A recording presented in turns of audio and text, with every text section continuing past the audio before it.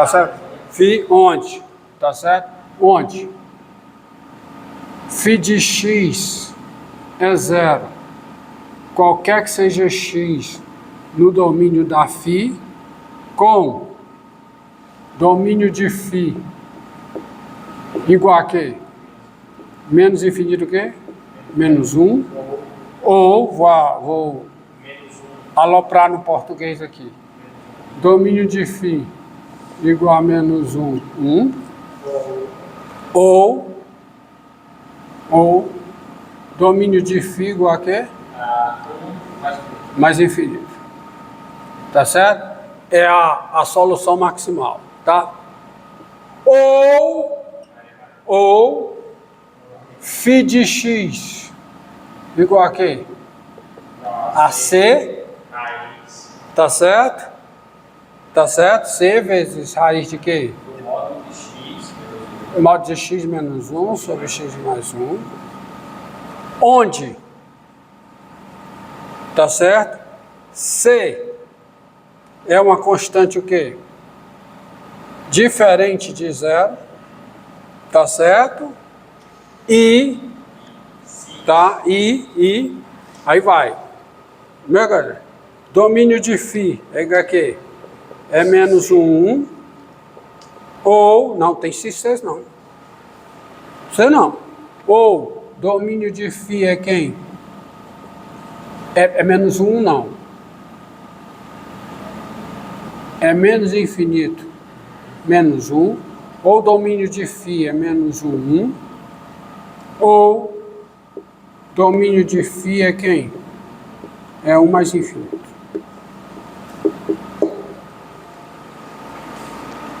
Tá? São os domínios maximais da φ. Então, por todo ponto tem a solução. Você pode até descobrir quem é esse C em cada caso. Mas aí você tem que analisar, porque você tem que ir para o domínio. Aquele cara vai ser sempre positivo. Hã? Aquele cara da raiz vai ser sempre positivo. Aí quem manda nas novas não. Não, mas ó, veja bem. Quando você for resolver essa equação aqui, o que eu estou dizendo é outra coisa. Se você quer, dado um ponto, ó, o que eu estou dizendo é o seguinte: se você pegar um ponto AB, tá certo? Que está nesse domínio e que o B é diferente de zero, para você resolver isso, como eu fiz no caso anterior, para descobrir quem é a solução que passa por um ponto AB, tal que C vezes o quê? A menos 1 sobre A mais 1 igual a B, aí você tem um módulo. Então vai depender onde o A está. Se o A está antes do menos 1 ou depois do 1, o módulo disso é isso. Mas se o A está entre menos 1 e 1, o módulo disso é menos isso. Então é outra conta. É outra conta para achar a solução que no ponto A é B. Tá? Vou parar aqui. Tá certo? Vou parar aqui. Entendido? Então, essa é a solução geral. Engraçado que a solução geral, ela pode ser... Quem são, ó, essas três soluções aqui, eu consigo incluí-las aqui se eu faço o C real. Porque se eu fizer o C real, o C pode ser zero. E com C igual a zero eu tenho as soluções nulas. Entendeu? Mas isso eu só descubro depois. Tá certo? Só descubro depois. Essas soluções dessa forma, elas foram construídas a partir daqui, ó. A partir de eu pegar o quê? Uma solução não nula da equação diferencial. Então, ela sendo não nula, ela é diferente de zero em todos os pontos. Aí vai naquilo que você perguntou. Aí quando chega aqui, isso é para ser real. Quando eu passo para cá, isso é para ser positivo.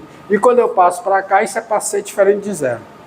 Porque aí eu estou usando aquele fato. Se uma função é diferente se uma função é contínua no intervalo e é diferente de zero em todos os pontos desse intervalo, e eu estou trabalhando em intervalos, ela é diferente de zero em todos os pontos desse intervalo. Tá certo? Desculpa. O que eu disse foi... Não é isso não. Se ela é contínua no intervalo, é diferente de zero em todos os pontos desse intervalo, então ou ela é positiva em todos os pontos desse intervalo, ou ela é negativa em todos os pontos desse intervalo, por causa do teorema do valor intermediário. E aí você pula para cá. E a constante é C diferente de zero. E a solução geral é dada dessa forma, onde esses três domínios, ou a solução geral é dada dessa forma, onde o domínio é esse, ou é esse, ou é esse. Porque o está atrás, eu estou fazendo tudo à luz do teorema de existência da unicidade. Então os domínios são o quê? Intervalos.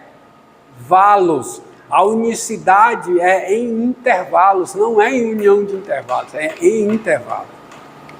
Tá? E se você quiser, dado um ponto AB, aqui, nesse conjunto vermelho, onde o B não é zero, e você quiser achar a solução que no ponto A é B, você tem que resolver essa equação que eu coloquei aqui.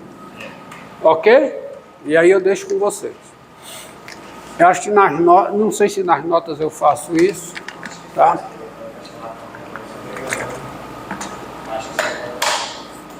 Agora eu vou apresentar para você um exemplo bem interessante que eu selecionei, que diz que você vê a força, né, das hipóteses no teorema da existência e unicidade, que é você resolver essa equação aqui, ó. F' de x igual a raiz quadrada. Quanto tempo aí? 6 minutos. Bom, raiz quadrada de x f de x. Ó, vamos resolver esta equação. Essa equação diferencial, completamente. Ou seja, descobrir todas as soluções dessa equação diferencial. Tá?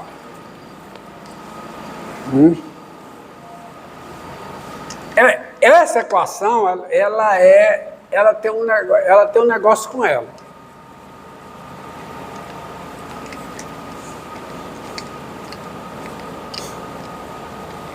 Se eu quero achar todas as soluções, à luz do teorema da existência e unicidade, então eu tenho que ver, primeiro, a seguinte coisa,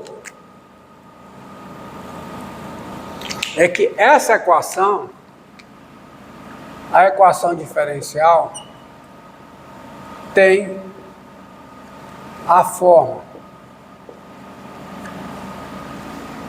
f' de x igual a f grande de x, f de x, né? Onde quem é o domínio da f grande? É o conjunto formado por cada ponto x, y de R2, o plano cartesiano R2, tal que o quê? Assim, onde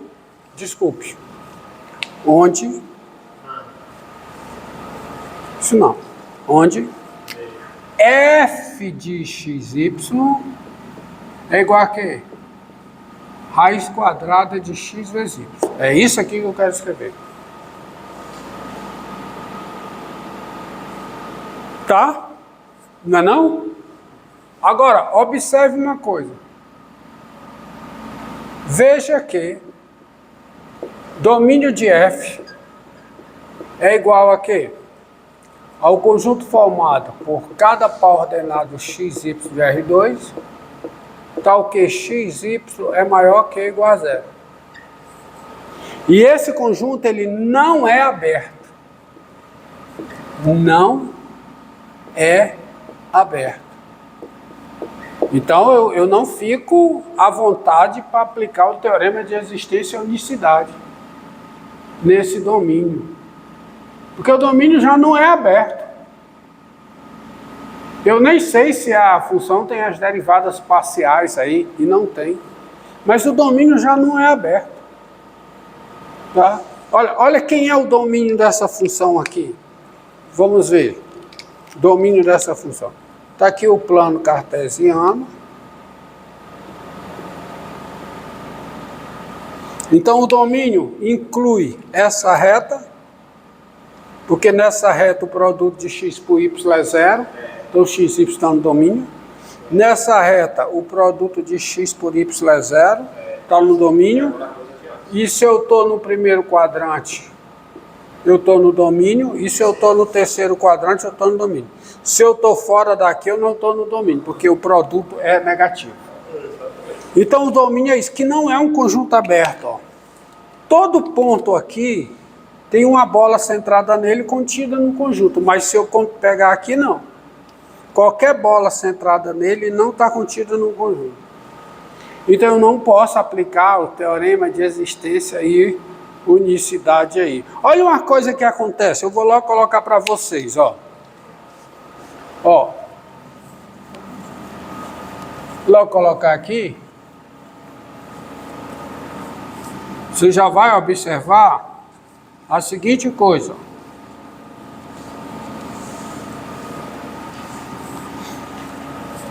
A função nula. A função nula. Se eu estou dizendo que é nula, você sabe a lei de formação. Θ de R em R é solução da equação diferencial, não é? É solução da equação diferencial. A função nula é solução da equação diferencial.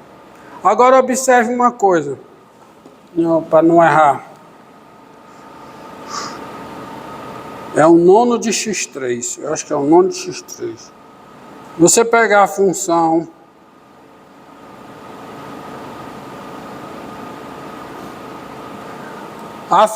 gama, ou a função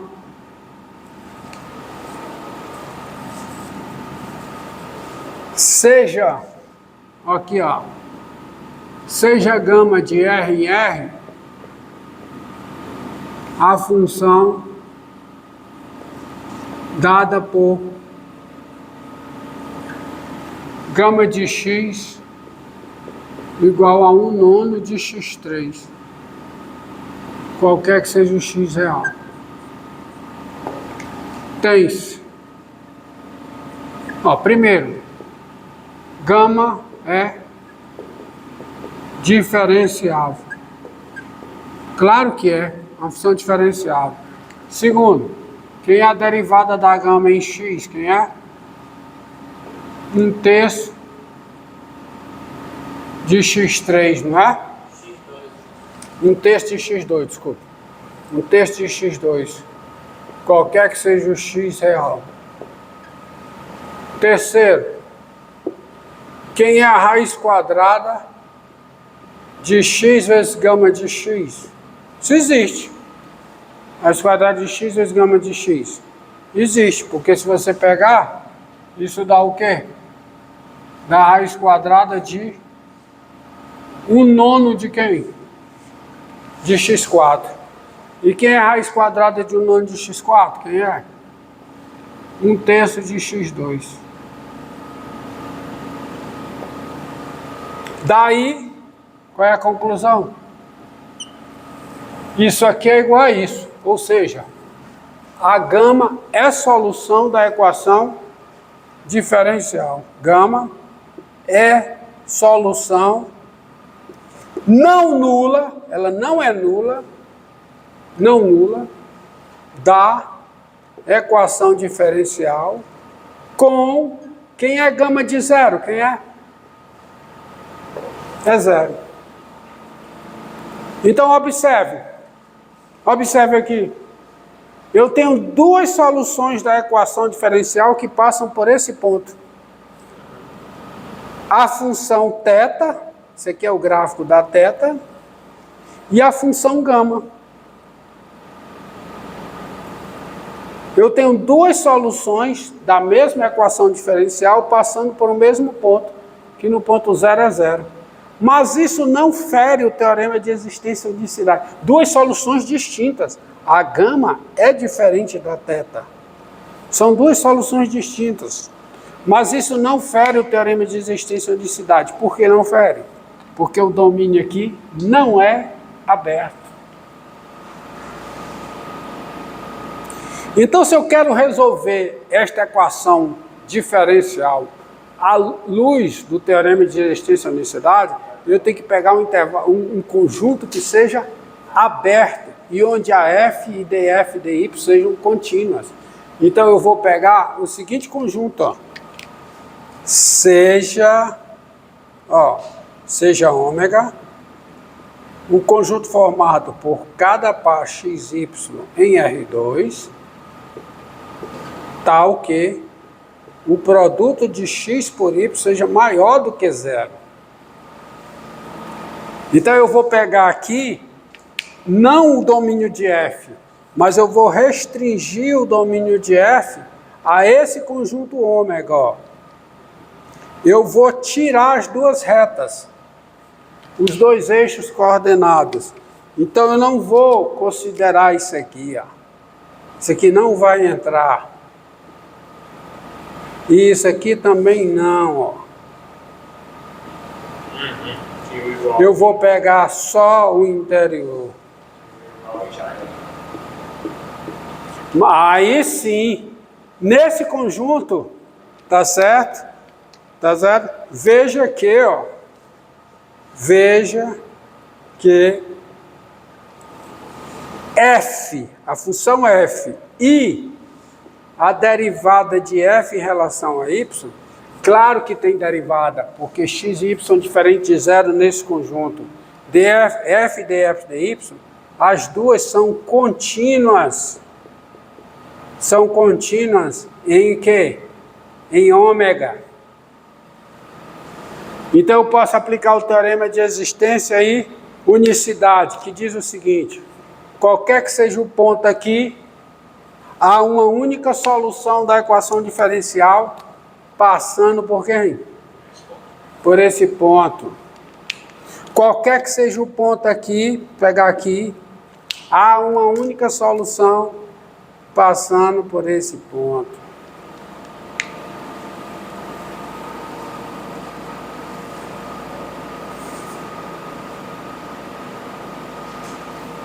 Tá? E essa solução que passa por esse ponto, ela é o quê?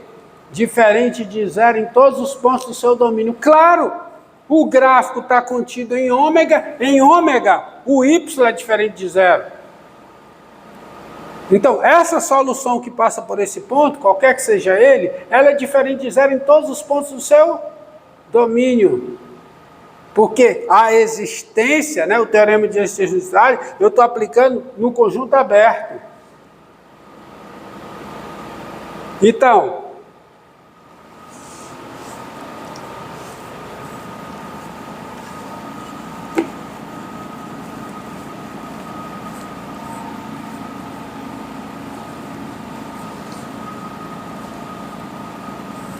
já vou botar o seguinte, ó.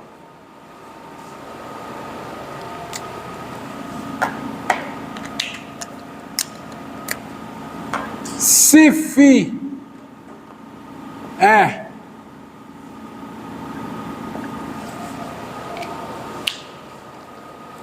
se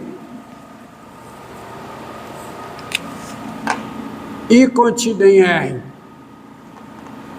é um intervalo aberto, tá certo? Se I contido em R é um intervalo aberto e se I contido em intervalo aberto, como é que eu boto?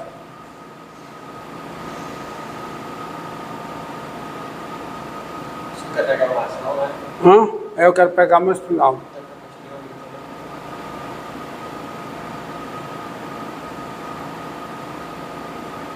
Se I contido em R é um intervalo aberto, com I contido em zero mais infinito, ou I contido em menos infinito zero, e φ de I em R é uma solução maximal da equação diferencial com φ de x diferente de zero, qualquer que seja x pertencente aí. Olha, eu já estou assumindo, tá certo? Seja, então eu já vou botar o seguinte, ó. Pronto.